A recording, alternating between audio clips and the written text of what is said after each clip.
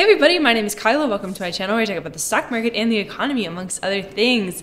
Today I want to talk a little bit about what we talked about last week, so around nostalgia, but I also want to tie in the economic perception model.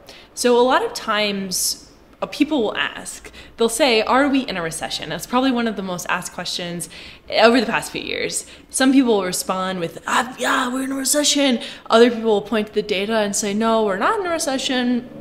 And other people will say, I don't know, and they'll go back to doing whatever they need to be doing.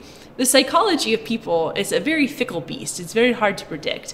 And so I started this series last week exploring the idea of nostalgia as a forcing function for why people do the things that they do, with the general idea that good old times drive a lot of our perception of current times. Nostalgia is how we look upon the past, and unfortunately, threats are how we see the present moment. And today I want to walk through this whole are we in a recession loop ideology contrasted against the nostalgia cycle loop through economic perception, bifurcation, and cynicism. So the figure that I have on the screen here is a rough model for how people interact with the economy. There's a few questions that everybody asks. Can I buy a house? Is my job stable? Do I have enough money to buy things I need and things that I want? So this model for people who are listening via the podcast, you have a house, you have a job, and then you have the crushing psychological weight of being alive. And all of those tie together is a generalization, but all of those tie together into most people's economic model.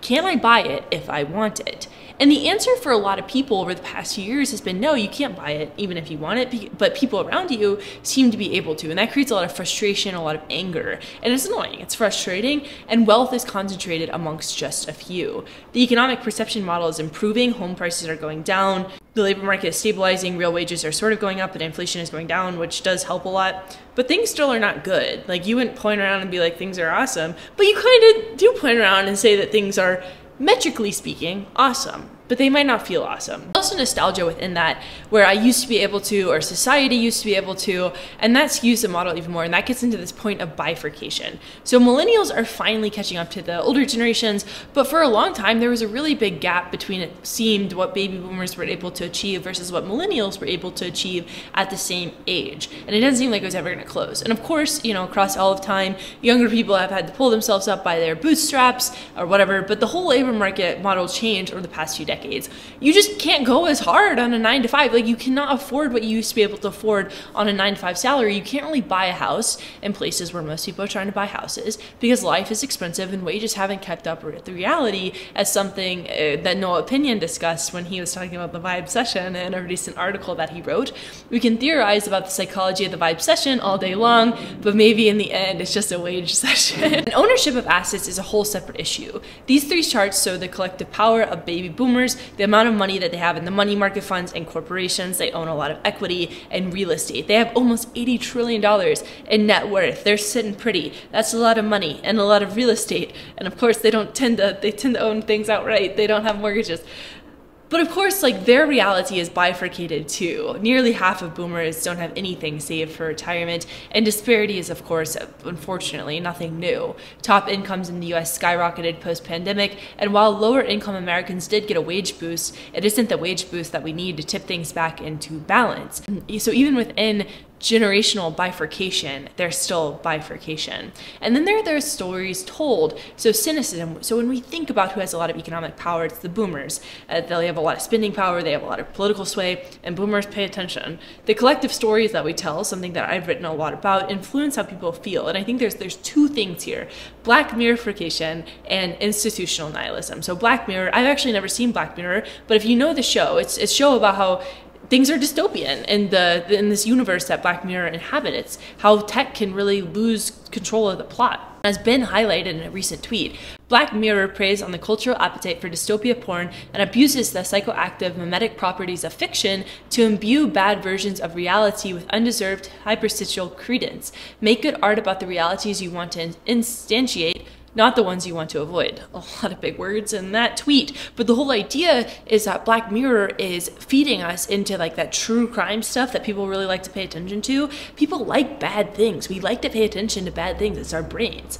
And there's a caveat, of course, that shows like Black Mirror let us process this unease and move forward from the freakiness, as Hayden Jackson highlighted. But still, we tend to only focus on the unease. The present moment becomes a threat rather than something exciting. Marshall McLuhan was spot on here. People prefer bad news to good news because bad news provides them with a survival emotion, while good news threatens them with change. We don't like change. Nobody really likes change that much. So when good things happen, we raise our eyebrows really nervously and we lose trust in the underlying system because TV shows say that we should. And of course, change itself is really scary. So when things are going okay, it doesn't always feel that way. As Joey wrote, a large part of the reason our economic discourse is broken is that a strong majority of people report hearing news about higher unemployment, despite the fact that unemployment is at historic lows and the US has added 1.5 million jobs in the last 6 months. And it's no secret that if you are a news organization, or if you make YouTube videos about the economy, and if you say something like the world is ending and do like one of those thumbnails of you screaming, you're gonna get clicks. You're gonna get some ad revenue, right? And if you say, hey, things are doing okay and there's a lot of new ones, not the same amount of clicks. And, you know, people read it, whatever. But the problem is that some people believe that clickbait title. And then they go and turn around and have conversations with their friends along the lines of, hey, did you hear that the world is ending? Who then talk to their friends, and then boom, you know, that's the discourse. And then there's institutional nihilism. So these people then look for somebody to save them from the impending doom that they exist in. And that's the institutional nihilism, as Steve Bannon described it, and Derek Thompson expanded upon the Tucker Rogan Elon Bannon combo platter right. It's the paranoid style of politics updated for the 21st century, a poo-poo platter of you can't trust them conspiracy cast.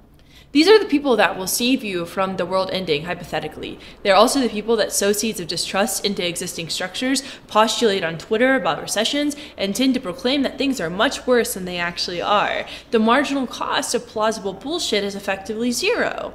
As Anne Applebaum wrote, but a certain kind of autocrat, of whom Putin is the outstanding example, seeks to convince people of the opposite, not to participate, not to care, and not to follow politics at all. The constant provision of absurd, conflicting explanations and ridiculous lies, famous firehouse of falsehoods, encourages many people to believe that there is no truth at all. The result is widespread cynicism. If you don't know what's true after all, then there isn't anything you can do about it. Protest is pointless and engagement is useless. And there is a lot to talk about here. Cynicism as a driving force for how people interact with the world, and a general sense of giving up. And the thing is, I don't really think that's how like most people interact with the world. I don't think that most people are that cynical.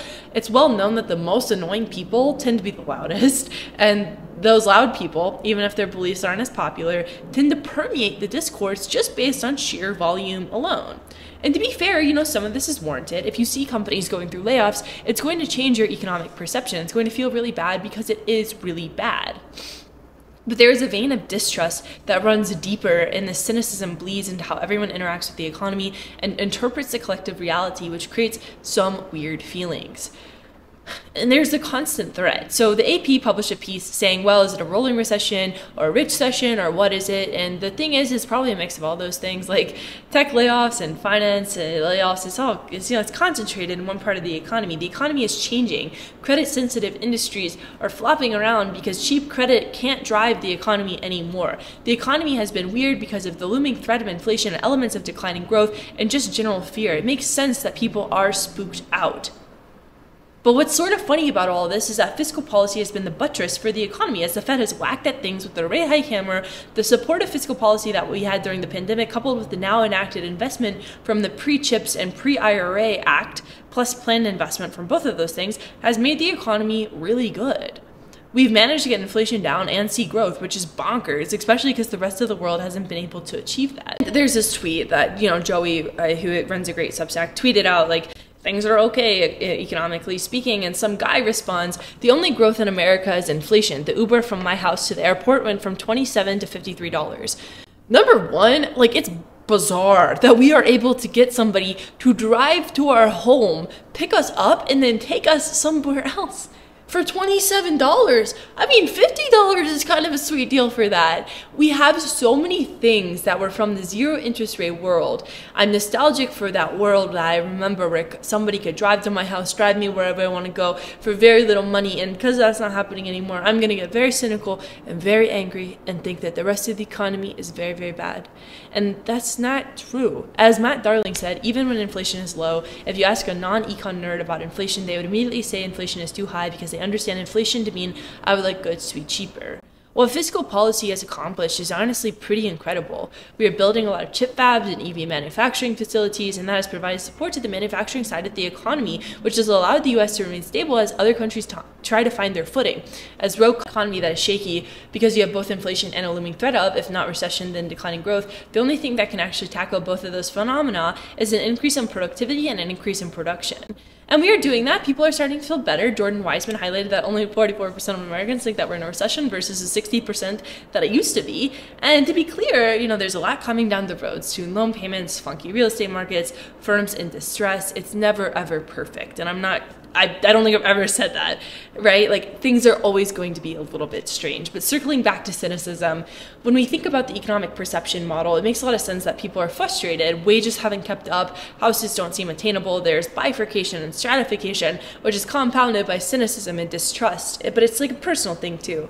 As Simon Saris wrote, people avoid all talk of serious goals because if they admit them, even to themselves, then they would have to accept the fact that they can fail. We have to be able to accept failure and scary things and the fact that things are relatively okay-ish. It sometimes feels really futile to be like, hey, well, listen, here's what we could do to fix this big societal problem that we have had for many decades. But there are antidotes, I think, to refocusing the collective imagination. Cynicism is really lazy. It's really, really lazy. As Maria Popova said in her 2016 commencement address at the University of Pennsylvania, "Today the soul is in dire need of stewardship and protection from cynicism. The best defense against it is vigorous, intelligent, sincere hope, not blind optimism, because that is, too, a form of resignation, to believe that everything will work out just fine and we need not to apply ourselves. I mean hope bolstered by critical thinking that is clear-headed in identifying what is lacking in ourselves and the world, but then envisions ways to create it and endeavors to do that. In its passivity and resignation, cynicism is a hardening, a calcification of the soul. Hope is a stretching its ligaments, a limber reach for something greater. Hope and imagination, the ability to see the world a little bit different than the one that we inhabit.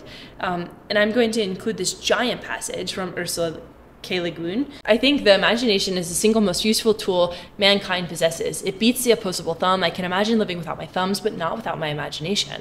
I hear voices agreeing with me. Yes, yes, they cry. The creative imagination is a tremendous plus in business. We value creativity. We reward it. In the marketplace, the word creativity has become to mean the generation of ideas applicable to practical strategies to make larger profits. This reduction has gone on so long that the word creative can hardly be degraded further. I don't use it anymore, yielding to it capitalists and academics to abuse it as they like, but they can't have imagination. Imagination is not a means of making money. It has no place in the vocabulary of profit making. It is not a weapon, though all weapons originate from it, and their use or non-use depends on it, as with all tools and their uses. The imagination is an essential tool of the mind, a fundamental way of thinking, an indispensable means of becoming and remaining human. Imagination is important, and so is real-world data.